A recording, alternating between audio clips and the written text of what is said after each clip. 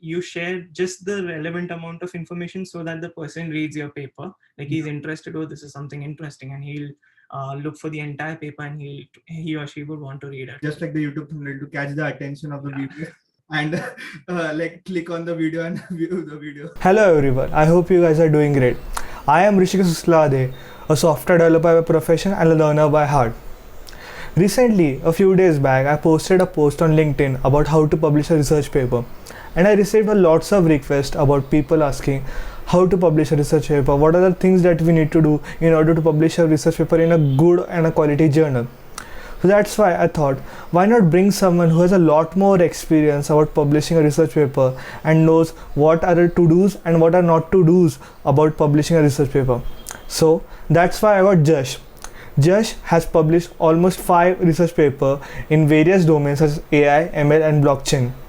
So without wasting any time, let's get started. Let's welcome Jash Rathod, who is a graduate of 2021 batch from BJTI from CSE branch. Hi Jash, I hope you're doing great. Yeah, I'm doing good. Thanks for calling me here.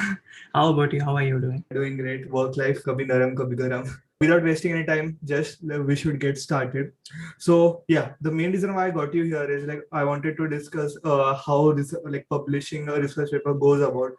How you can like there's a lot of chaos about this thing because there's no go-to guide, and obviously like it's very difficult to navigate through this new topic of publishing a research paper. So let's start step by step. Like how do you come up with an idea for research paper? It seems because of the hype that goes around publishing research papers and the value they hold, it seems very daunting task to find an idea, but it's not in reality. Just go about exploring different stuff, read different papers, and the ideas that you like, you resonate with, try and take up the same ideas, whether there has been some work already done in that space or not. Try looking for different literature and then finalize on a problem statement very much aligning with the same on the same idea and some novelty that you intend to introduce. Just getting the idea, like even if we think for a couple of hours, we can get an idea out of thin air. But it's actually very important for us to validate it first, as to check out its feasibility. If it's feasible at our level, like do we have the enough compute, or are we qualified enough to work in that space as of now? Yeah, I think it just looks difficult, like looking from a research paper perspective, but it's just consider it to be a project idea that you're looking for.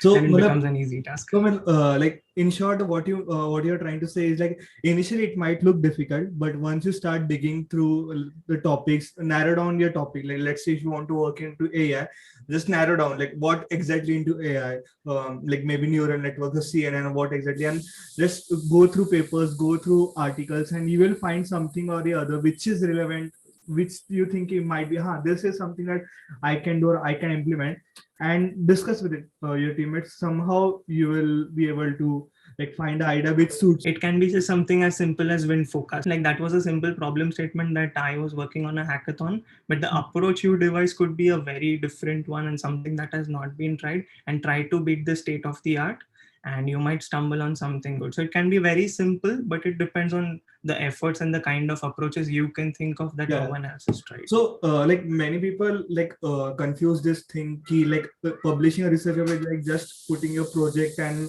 in a paper format and like getting a research paper. But I think I'd like to clarify here like publishing a research paper is, yes, you have to do some project work and like show some numbers, but at the end it should have some novelty. Like it should be unique in some or the other way. If it's similar to something else or someone already has done it in the market, then there's no point doing it. So you should. This is a very important part of publishing a research paper, and you should have some or the other kind of novelty in your paper or in your idea. I guess this covers the ideation part. Now moving to the next part is implementation. How do you think should we go about the implementation? Smartest way would be to actually, if you can, then try to replicate what other works have tried to do in this space. It could like directly trying out the approaches that are you able to get it, and as soon as you spend some time in this space with some of the other approaches. So say for a project you found approach A, B and C, try and dig into all 3 of them. You'll get results, And as you spend time with them, it will automatically come to you. I think we can merge these two ideas. Or why hasn't anybody tried in this space?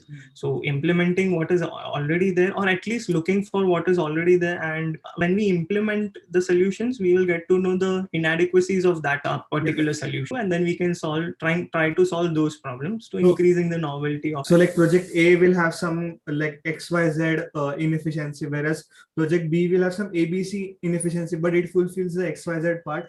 And if you merge them together, both the inefficiencies of ABC and XYZ are fulfilled, and you get a new project kind of thing, which has which has a new inefficiency, but like it is addressing the issues that were not addressed by the previous thing. Exactly. Implementation can be a part of your ideation part also. Like it's a mix of both. Like there's no fixed boundary as to now I stopped the ideation and moving there. It's like we have to keep reiterating over that and keep your idea. Yeah. If you are working on something that no one has done, good, you hit bullseye. Like that's the thing, Malab. If you're working on something no one has worked, it's challenging. Yes, it's challenging, of course, because you don't have any kind of reference, no research paper, no existing code base. But the result that you produce, game changing in that industry. Don't ever stop yourself thinking, okay, no one has implemented this. How the hell I'm going to implement it? No, don't think like that. You might be the first one to break through in that. Just keep trying. In this whole phase of ideation and implementation, how much do you think that there's the importance of mentor like matters? Because a lot of time what happens is like most of the people who publish research paper in their college, it happens through a mentor. But do you think that's necessary? Like, can students directly publish research paper? Is it difficult? Is it easier? What do you think of it? It's not a compulsion to have a mentor. The main idea behind having a mentor is someone who can not just provide the statement, but actually guide you through the pitfalls that are presented in pursuing a novel idea. A mentor really helps in that space, but if you can't team up with a mentor, or if there's no chance you have a mentor and you want to go ahead all by yourself, then it's perfectly all right. There's no issue with that. But having someone much more experienced than you always help. Even in the later stages when you are working on the project, you have some sort of goals that you achieved, like some benchmarks that you've achieved, then you can, it's always advisable to talk to people who are much more experienced than you, or at least as experienced as you in this space, to verify that what you've done really makes sense and what other angles you can look at. Exactly. They have much more experience than us, to be honest. They must have already implemented that approach. They know what's correct and what are the pros and cons of that approach. So they might guide you in that phase. Having a mentor helps, but it's not at all a compulsion. Now the next part comes, I have an idea. I have implemented it up to some extent. Obviously, the end product is a very later thing, but I have a prototype ready kind of thing of a project. What do I do next? Like what should be my next step? At this stage, if you are aiming a publication, a full-fledged publication, then at this stage you need to evaluate how good your work actually is. Okay. So it is not at all a case that if it's my first paper publication, then the results produced might not be good, or it might be just okay for maybe a tier 2 journal or something of that sort. It's not at all that case. You might have produced something that's really good. So it's important at this step to evaluate how good your results are. Again, as I mentioned, you can contact mentors or people in the same in this industry who can evaluate your idea, and they can help you find out, oh, you stumbled on something big, you should go for a bigger journal, a better journal, or a conference. Then at this stage, now we step into trying to find out the shortlist some conferences or journals that you want to target next. In short, like we are trying to say is like evaluate where do you stand in the layer. Like is the work good enough for a IEEE level or even higher level journal, or is it like somewhere below that level? Fine, wherever you end up. But the thing is, undervaluing yourself is not a good thing. The thing is, once you publish a paper in any journal, you can't publish it somewhere else. And if that paper is really good, why shouldn't you publish it in the best available journal? This is where importance of mentor comes in, or someone who has the idea of like where do you stand exactly. Now I have an idea, now I have an implementation, now I have a conference also. So I guess now I have published only one paper, so I don't have much experience, but I'll just try. Now the thing is, once you apply for that, like every conference has a different paper format. That's why you shouldn't have the mindset of I'll write a paper and send it to a conference. No, you should choose a conference first and then write a paper. In that sense, like it's always advisable to choose a conference or a journal if it's a Scopus indexed one. Like they have a reputation. There are a lot many unindexed journals or like non-indexed journals and not very good. Like I've heard some conferences and journals having you submit the paper today, by tomorrow we'll review it and we'll announce the results. It's like it's unimaginable that how can I myself will not be able to read my paper in one day and grasp whether it's novel and try to find out if someone else has done that or not. Try to avoid going with those kind of journals or conferences. So it's the quality that matters rather than the number of papers that we do. So let it take like 6 more months and submit it somewhere really well, who will recognize the contributions that you are putting forth. And like being associated with an institution also helps with that, like Rishikesh mentioned. So a mentor can help us with identifying such conferences and journals suitable for a paper, as well as like where it will be recognized. And like I think Rishikesh would agree, being associated with an institution here also helps us with the registration fees. And some journals and conferences require if they're paid ones, then they require a lot of registration fees, which might not be within our scope to share with our co-authors. So being in an institution, they can help you out with that. Like I'm like all institutions really want to promote the kind of work their students and researchers are doing. So it really helps in that. That thing is very much important, like the cost part. So I guess the government of India has, or even the state government of Maharashtra has some kind of particular budget head for research paper publications. That number varies from college to college, but they have some amount, and like in some cases that amount can go like insanely high, especially if you're publishing in foreign journals. Going with the college helps really. And there are also a lot of other expenses around it. So the expense part is also important aspect of whole this research paper publication part.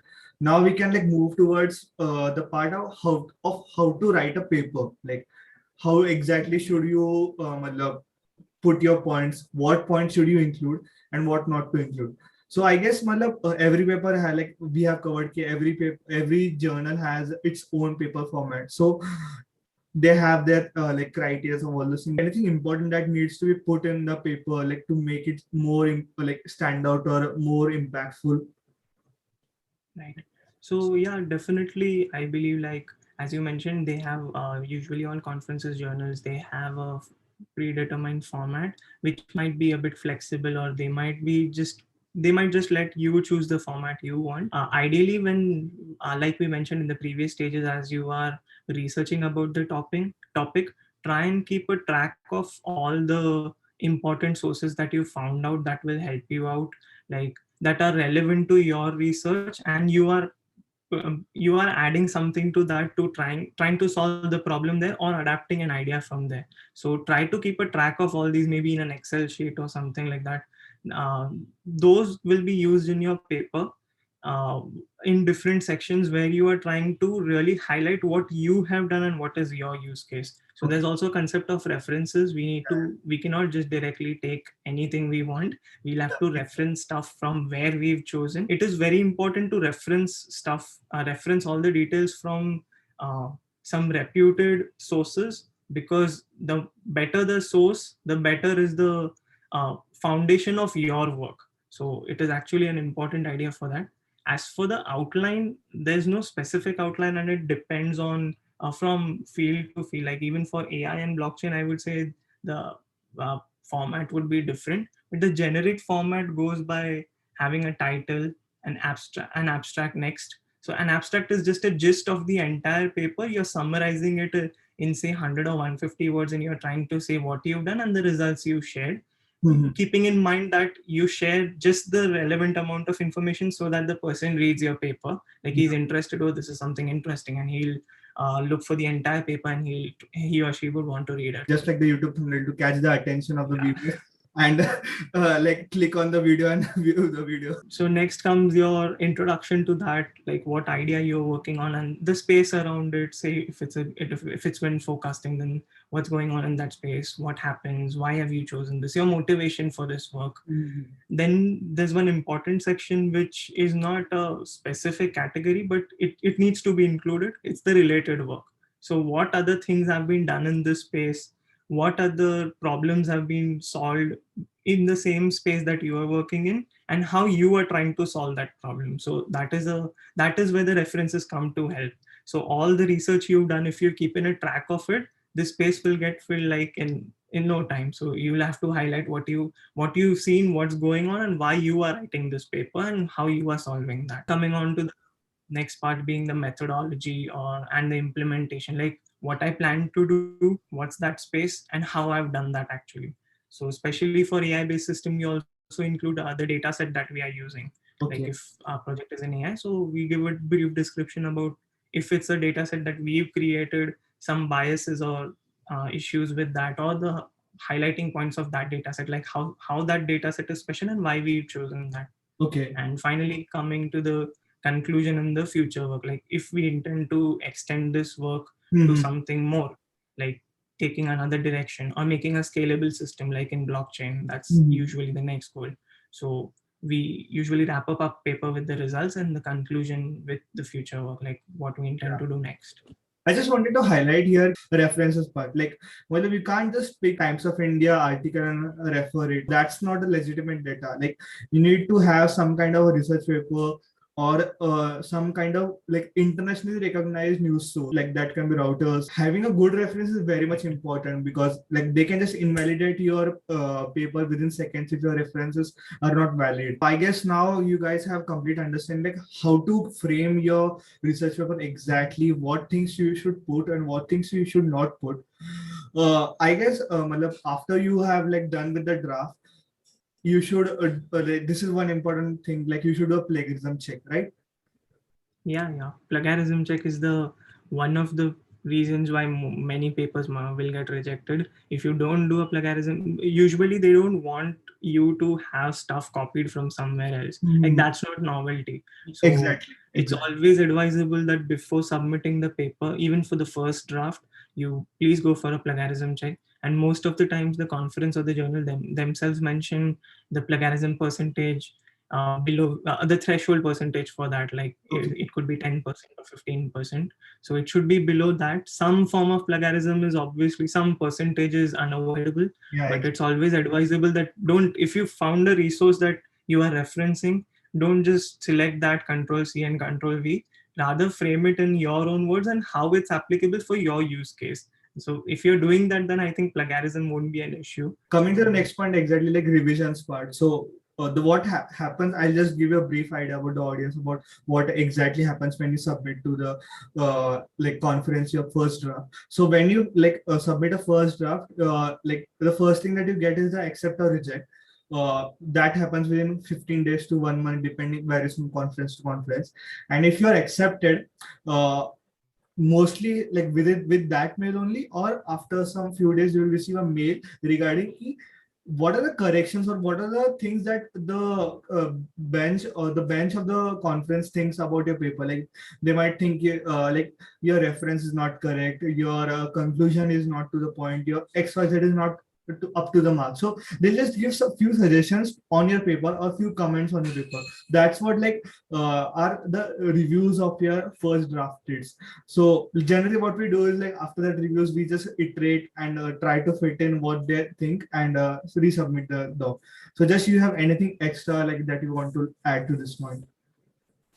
Yeah, so like if it's a first paper or something, I think reviews would go by what Hrishikesh is saying. Like they will accept a paper and then we'll get some reviews. But for good journals and good conferences, they usually send the reviews first without accepting or rejecting it. They would want us to iterate, give them the supporting results for that. And if then they feel that, yeah, now it's compelling, then they will accept or reject. And the revisions could be, so sorry, in short, like they want the best version of your paper, and if that fits the level or that like crosses the bar that they are hoping for, then they'll accept it. Yes, exactly. And there wouldn't be like 1 or 2 revisions. I've also heard like revisions can go to like 5 or 6 revisions. Okay. And those can be some heavy work that they give you. Like the revisions can be like, for some papers that I published, there were some revisions like you have not written in a proper styling or something. Grammar is also something important you need to improve on. You need to, before submitting, you need to get it checked from someone who's very good at English. So like just grammatically it should be right, because that is also one issue that usually turns the word here and there. So it's always advisable to check these small details. It's tedious work. You have to check if it's referenced properly and the grammar there. But when it comes to reviewing the work that you've done as to the technicalities of it, it can also be something major, like it can also be one of the reviews that what you're showing is not at all new. You're not highlighting what is actually new in your paper. So you might have to actually write everything from scratch and add a lot more stuff to show that, okay, this is what I'm doing here. And these iterations, we can either accept those and make changes to them. So if it could be that you need to do a survey about this and then support your claim that the data is in fact what you're claiming it to be. So we can do that and we can accept it and we can include a survey in that. We can also reject it on the grounds that maybe the reviewer might not have understood what we are doing or might not have got the idea of our connections that we are making. So we can simplify that and reply them with the fact that I don't think we need to make these changes. You can also do that. It's not compulsory for you to accept all of them. If you don't agree with them, then you can decline to make the changes that they are recommending. After some revisions, it's most likely that you will get an accept call, and after that you will be asked for a final presentation. So unfortunately, due to COVID, the final presentations are happening online only, but let's hope they happen offline. I got the opportunity to go to Dubai just to publish a paper. We have covered every important aspect that you need to take care while you're publishing a research paper. If you have any doubts or anything that you would like to say, any suggestions or anything that you think we have missed, please let us know in the comments. You can also connect with Jash on LinkedIn. I'll link him up in the description section. By the way, Jash also has active blogs and writes a lot of things about various aspects such as the new things happening in tech, etc., etc., etc. So you can just check him out. And yeah, thanks a lot, Jash, for being a part of this session. I hope like you can publish more papers and like you can be a part of ICML, and then I'll call you again and then we can have a discussion about how to get into ICML. Yeah, now I'll have to publish one. It's great talking to you. Like, thanks a lot for inviting me. And if like anyone needs to get in touch, I'm available on LinkedIn, like Hrishikesh said. Feel free to get in touch with me, and if you have any doubts, if you're stuck anywhere, then I'll be more than happy to help. And there's one more aspect to it, that like while writing a paper or while working on the project for which you're trying to publish, it's very common to fail in the first go. Like the implementation is not up to the mark, the results are not superior or something that you can contribute. So you might have to scrap everything, start again. Don't lose heart. It's contributing to your knowledge, and all of that you can put together in the paper. Like, I've tried these 7 approaches, 5 approaches, and this is the best I got.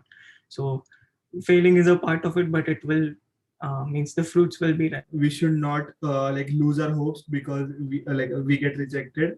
Well, it's a difficult thing, like getting into getting a research paper published, having that level of novelty in the idea. It's difficult, to be honest, but with iterations, with new ideas, surely you will get the sweet spot that you're looking for and you'll publish your paper. Thank you, Josh, once again. Okay, that's it for today, guys. If you like the video, don't forget to like, share, and subscribe to my channel. Thank you. Have a great day. Bye.